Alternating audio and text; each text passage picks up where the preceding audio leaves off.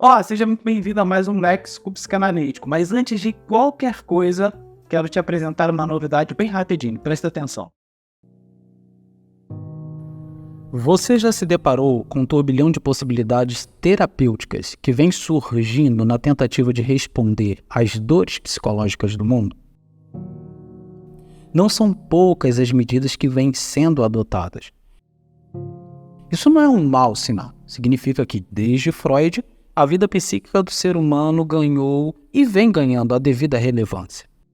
Por outro lado, esse grande sincretismo aplicado à prática clínica tem trazido sérios problemas. A técnica tem sido minorada e a métrica analítica se perdido. Em alguns ambientes terapêuticos, nem sabemos mais o que está sendo feito. É nessa hora que nasce a necessidade de reconhecermos algo muito grave. Algo que quero te mostrar com muita cautela e sem arestas. Então, fique atento.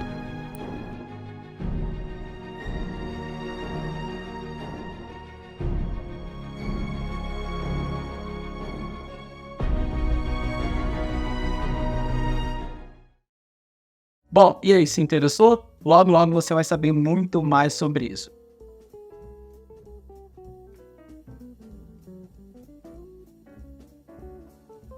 Bom, hoje nós vamos falar sobre a noção de psicopatia. E é uma noção muito importante porque ela é como uma neblina. Até hoje nós estamos desenvolvendo sobre esse assunto, sobre esse tipo de comportamento, mesmo que a gente já tenha bastante obras, como o Mindhunter, onde vai falar sobre os nossos primeiros psicopatas, principalmente norte-americanos, ou pelo menos o reconhecimento deles na sociedade, comportamento com certos padrões, entre outras atividades, né, perversas que o psicopata ele acaba desenvolvendo. Mas o importante aqui é que na alcunha do Freud, ele não vai trazer, né, vamos dizer assim, a psicopatia como um dos seus temas principais, apesar dele abordar de uma maneira um pouco mais ampla o comportamento antissocial. Quando a gente fala sobre psicopatia, a gente está falando muito mais na alcunha da Melanie Klein, que vai desenvolver um pouco mais essa ideia, e do Otto Kernberg, psicanalistas pós-freudianos. Por exemplo, o Otto, ele vai desenvolver a ideia de psicopatia relacionada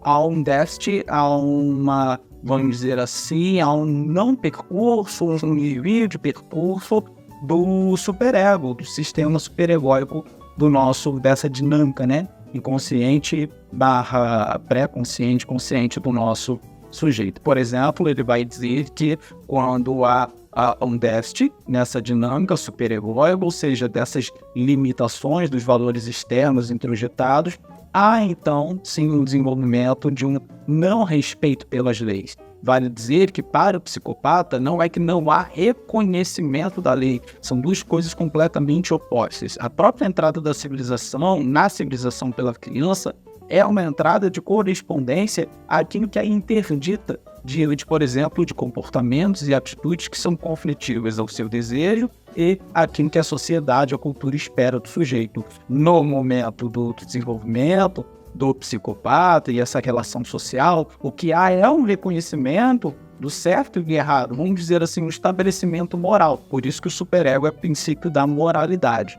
Então há um reconhecimento moral estabelecido, mas há um déficit na comunicação ou na dinâmica, né, dessa estrutura, onde essas leis são reconhecidas, né, são estabelecidas, mas não são aceitáveis. É como se eu pudesse ver algo que está, mas que o negligenciasse. Por isso que a psicopatia ela pode ser na psicanálise, mesmo sendo tão complexo de se analisar e de se desenvolver, a psicopatia ela está ligada àquilo que é perverso ou a estrutura perversa é desenvolvida então aí pelo Freud, né, neurose, psicose e perversão.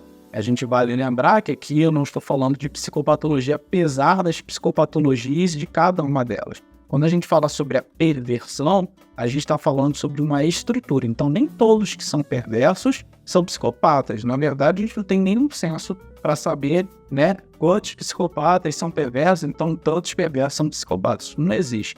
Na verdade, até porque psicopatia existem vários níveis, várias formas de se comportar como psicopata. Nem todo psicopata ele é um assassino de fato, ele vai agir de uma maneira sempre violenta, mas não necessariamente fisicamente. Então, existe uma gama de questões aí que devem ser levadas em conta para que a gente não queira sistematizar tanto esse processo, colocar ele numa caixinha e determinar coisas que não são.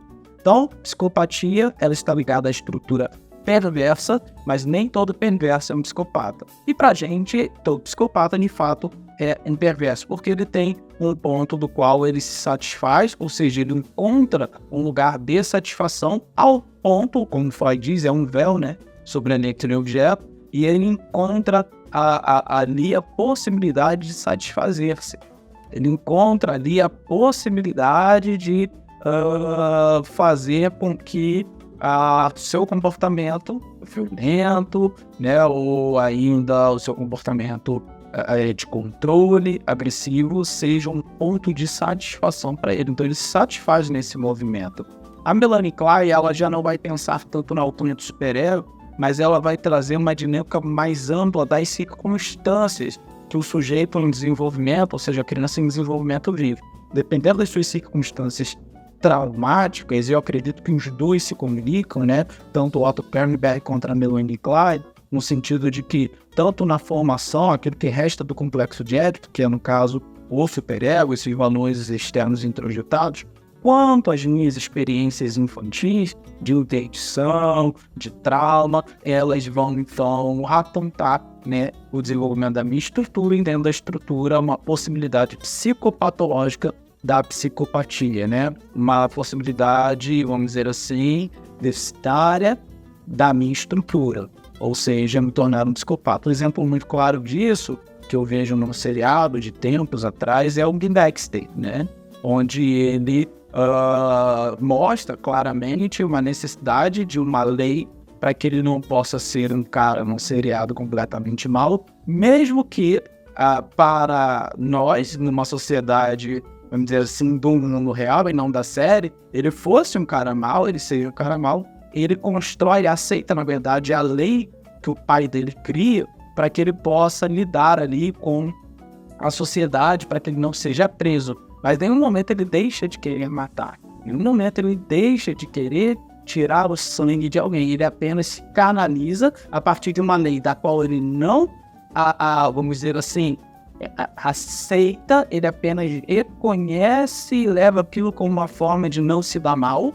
Olha só, o controle, a inteligência, e ele passa a fazer isso. Por isso que muitos psicopatas estão escondidos na sociedade, porque pelo controle, pelo reconhecimento da lei, eles se ausentam de ter certos comportamentos. No máximo, né, deixam troféus, eles colecionam, eles fazem coisas assim que mostram a presença deles, mas não necessariamente aponta para eles. Isso é muito interessante também. Mas falando da Melanie Klein, sobre a circunstância, o próprio Dexter ele vai desenvolver isso em um momento onde a sua mãe está num container, ela foi levada por bandidos, e lá dentro desse container, junto com o seu irmão, eles assistem a mãe sendo, vamos dizer assim, cortada por uma serra elétrica. Enquanto os bandidos fazem isso, o sangue vai espirrando e sujando, né, tanto ele quanto o irmão. Naquele momento, ele cria um laço traumático, o sangue se estabelece como da mãe, seu objeto, máximo de prazer. Ali a gente está falando sobre incesto impossível, você já deve saber sobre isso. Se você não souber, não se assuste, se inscreve aqui no canal para você aprender mais. E aí ele naquele momento passa a desenvolver uma necessidade de satisfazer naquilo que está acontecendo ali. Então, por isso que ele é um psicopata ali do sangue, o Dexter, né? Ele trabalha na polícia nessa área do sangue. Então, ele vai ali tirar a vida de bandidos, veja bem, de bandidos, mas não é porque ele quer tirar de bandidos, ele quer tirar em qualquer um, mas ele tem um pai onde tenta estabelecer uma lei da qual para ele não é válida, mas ele sabe que se respeitá-la é menos provável que ele, vamos dizer assim, seja completamente condenável. Ou para que na série a gente consiga aceitá-lo como herói, né? Também é uma boa sacada. Mas bom, a gente vai ficar aqui com a noção de psicopatia. Você pode desenvolver muito mais sobre isso lendo a Melanie Klein, entre outros psicanalistas pós-freudianos, como o Otto mesmo. e também esse comportamento antissocial na alcunha do Freud. Para a perversão em si,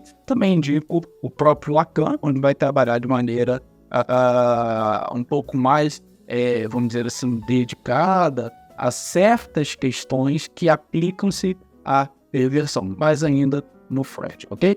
Bom, espero que você tenha gostado desse vídeo, desse léxico, e não deixe de esperar a novidade que está chegando para você. E não se esqueça, nossa novidade vai ser revelada no dia 27. Se você não quiser perder nada, se inscreve também lá no nosso Instagram para você ficar por dentro de tudo. Eu espero você lá.